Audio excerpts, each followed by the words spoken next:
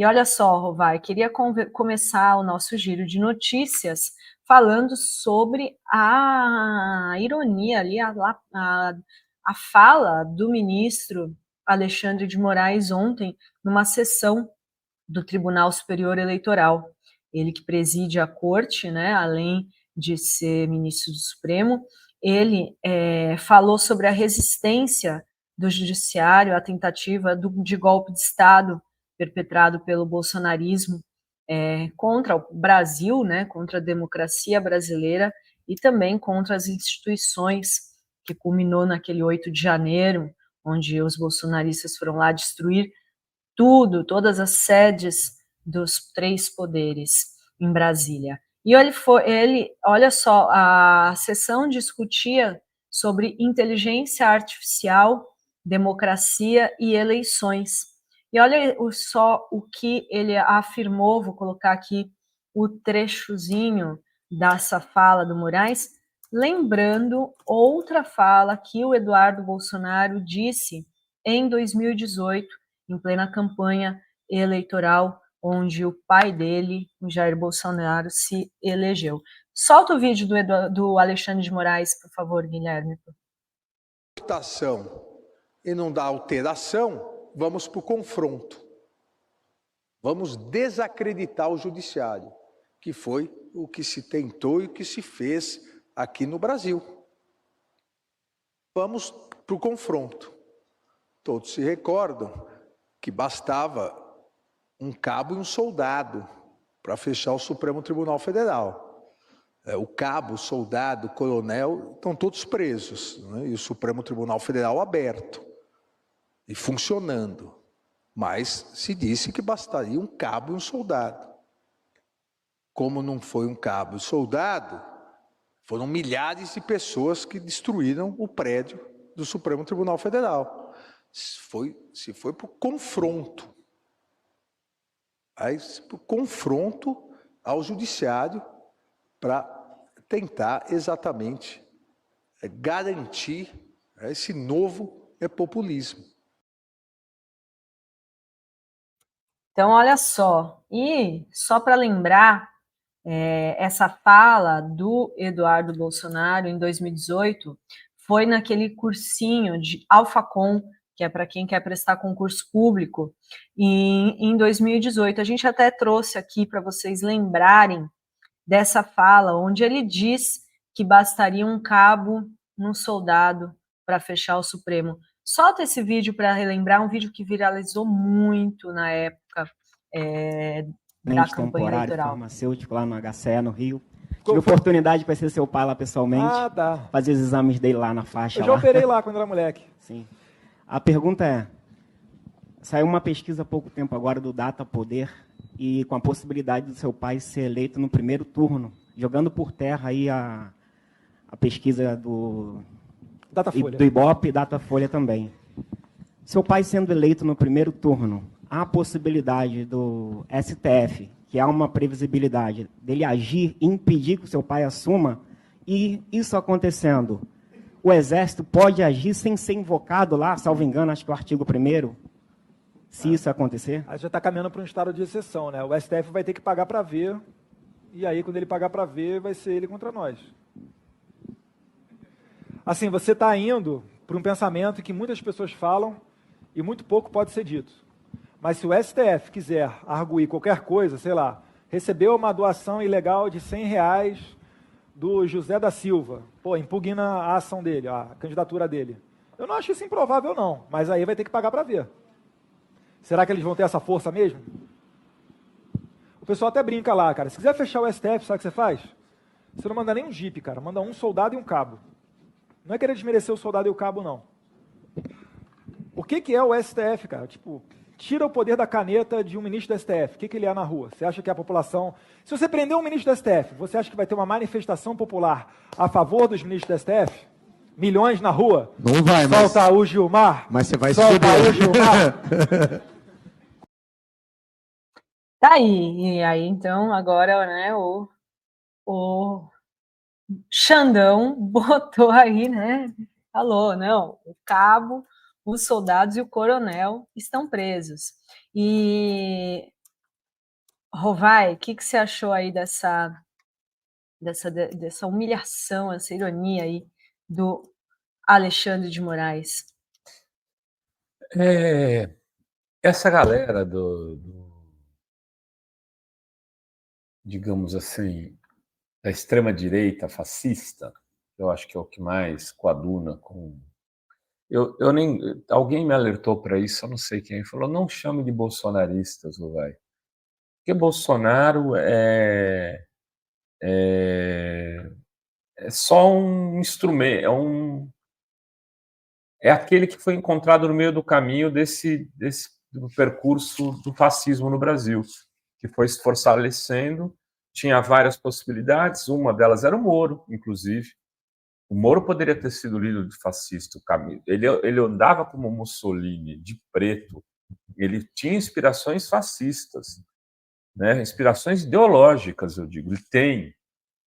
Talvez ele deu uma baqueada agora, o Dallagnol, cara que se acha um instrumento de Deus na Terra, um cara que veio para colocar os rumos da política no totalitarismo no Brasil. São fascistas que estavam à disposição e o Bolsonaro foi aquele que conseguiu entender melhor o momento político. Então, não é exatamente um bolsonarismo, é um neofascismo, que, se fosse um fenômeno isolado, a gente poderia chamar de bolsonarismo, concorda, Adri? Mas não é. A gente tem na Europa inteira esse mesmo fenômeno, nos Estados Unidos, a gente tem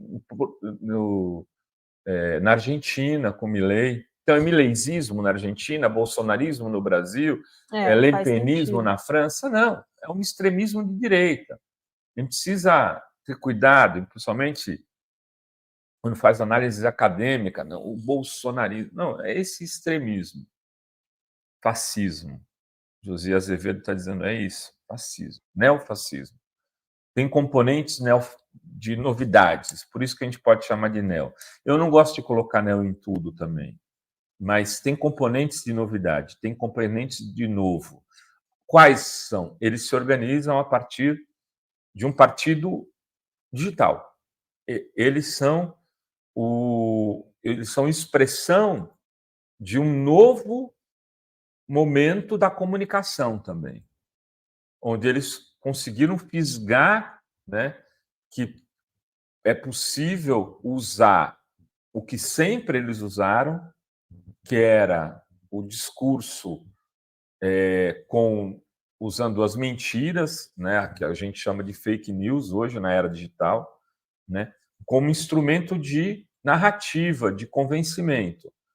Então você demoniza o adversário, você mente sobre ele, você fala que os judeus são um cancro da sociedade. E você persegue os judeus e aqueles que estão perseguindo acham que estão fazendo bem. Estão livrando a sociedade daqueles... Foi o que aconteceu na Alemanha de Hitler. Ou vocês fazem, ou pode fazer, como alguns judeus estão fazendo hoje, né?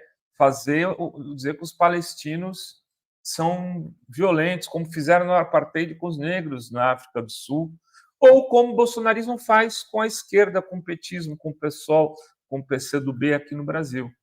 Ele transforma em inimigos que eles pretendem destruir. Só que eles são muito frágeis. Eu falei tudo isso para dizer o seguinte, eles são muito fracos.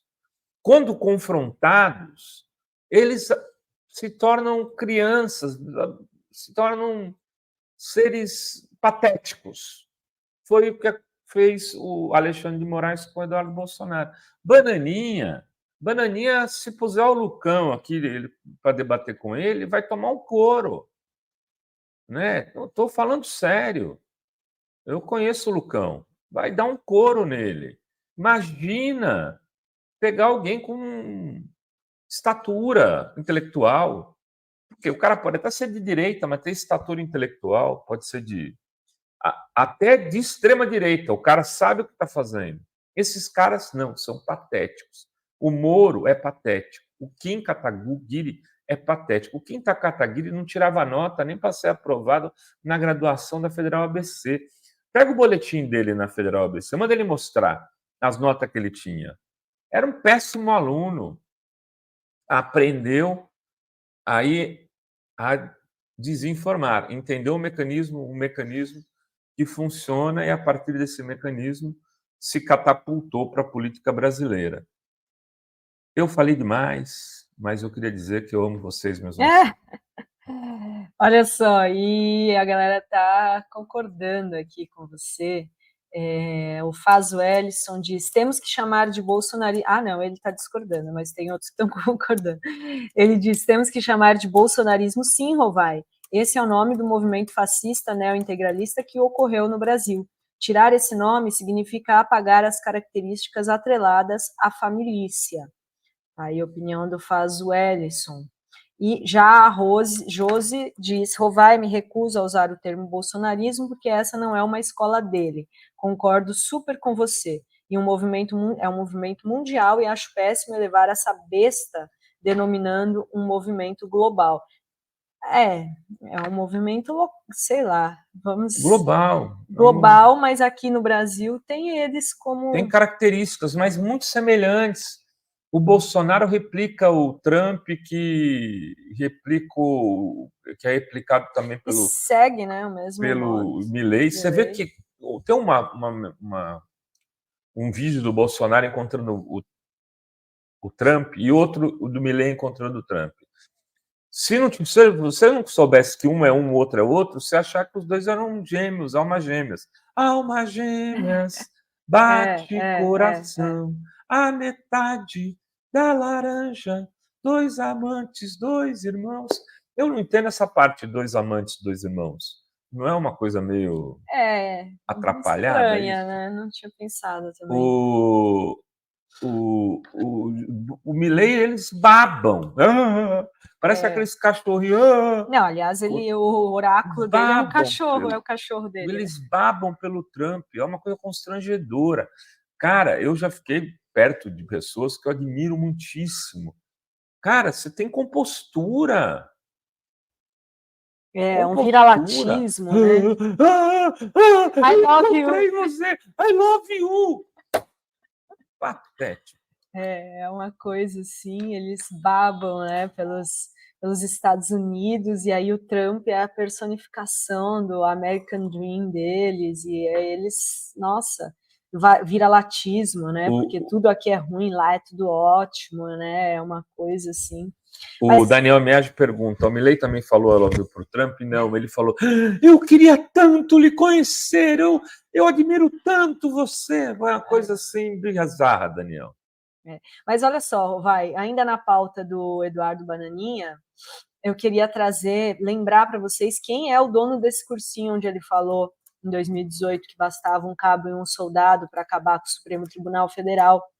Ele, o ano passado, em dezembro de 2023, viralizou e causou muito nojo, revolta, um vídeo repugnante desse cara, que é o dono desse cursinho, Alfacom, era um ex-PM fundador, Evandro Guedes, amicíssimo da família Bolsonaro, e era um vídeo onde as mulheres, principalmente, acho que todos, repugnante, aquele vídeo onde ele ensinava os alunos a estuprar cadáveres de mulheres.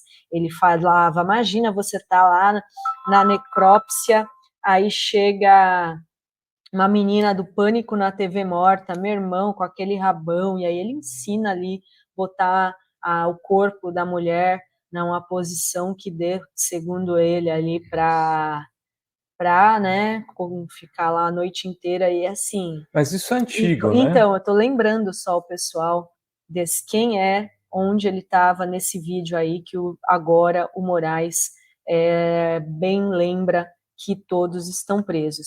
E ainda, Rovai, tem o Eduardo Bolsonaro foi às redes depois de ter sido aí levado essa lacração aí, detonado pelo Alexandre de Moraes, ele foi agora de manhã responder. Olha o que ele disse, compartilhando a matéria da Revista Oeste, que é uma revista, né, aí um porta-voz da extrema-direita. Você também está preso, Alexandre de Moraes. Ou você sai às ruas tranquilo? Conte-nos como é a reação das pessoas quando você chega no Clube Pinheiros, ou se você consegue jantar em Londres sem antes chegar às redes sociais de nome por nome daqueles que se sentarão à mesa. Valeu a pena? Foi lá ameaçando aí responder o ministro Alexandre de Moraes, que nem citou o nome dele, né? Só falou a frase que ele disse, que bastaria um cabo e um soldado.